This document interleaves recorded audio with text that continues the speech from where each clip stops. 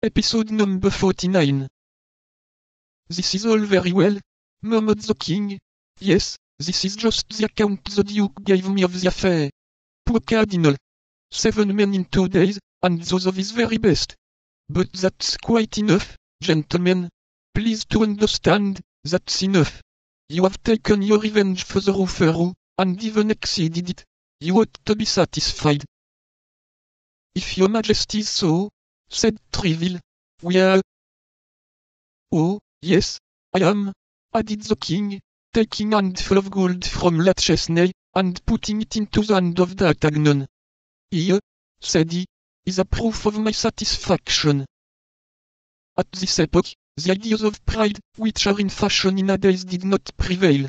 A gentleman received, from hand to hand, money from the king, and was not the least in the world humiliated. D'Artagnan put his 40 pistols into his pocket without any scruple, on the contrary, thanking his majesty greatly. There, said the king, looking at the clock, there, now, as it is 8:30, you may retire, for as I told you, I expect someone at 9. Thanks for your devotedness, gentlemen.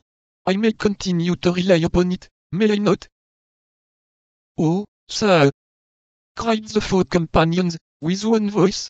We would allow ourselves to be cut to pieces in your majesty's service.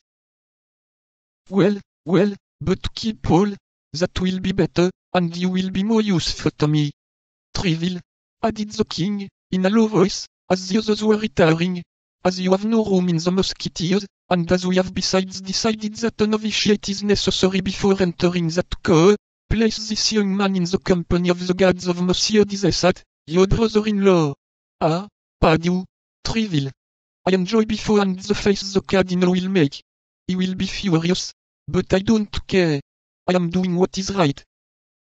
The king waved his hand to Treville, who left him, and rejoined the musketeers, whom he found sharing the 40 pistols with D'Artagnan. The cardinal, as his majesty had said, was really furious, so furious that during 8 days he absented himself from the king's gaming table. This did not prevent the king from being as complacent to him as possible whenever he met him, or from asking in the kindest tone, "Well, Monsieur Cardinal, how fares it with that poor Jussac, and that poor Bernajoux of yours?" 7. The interior asterisk of the musketeers. When D'Artagnan was out of the Louvre, and consulted his friends upon the use he had best make of his share of the 40 pistols, Athos advised him to order a good repast at the Pomme de Pin, Porthos to engage a lackey, and Aramis to provide himself with a suitable mistress. Asterisk domestic affairs, housekeeping. The repast was carried into effect that very day, and the lackey waited at table.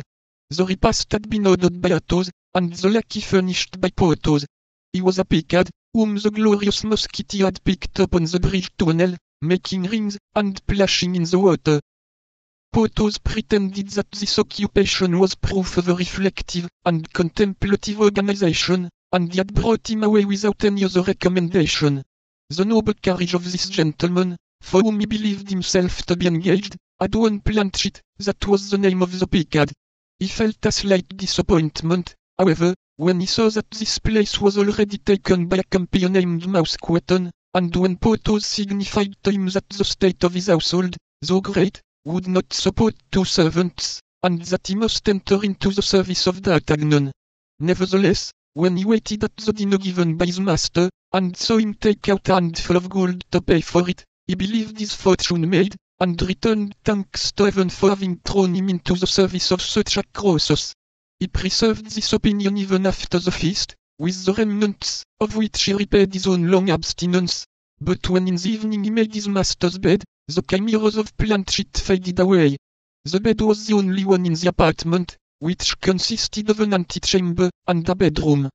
Planchet slept in the antechamber upon a coverlet taken from the bed of D'Artagnan, and which D'Artagnan from that time made shift to do without.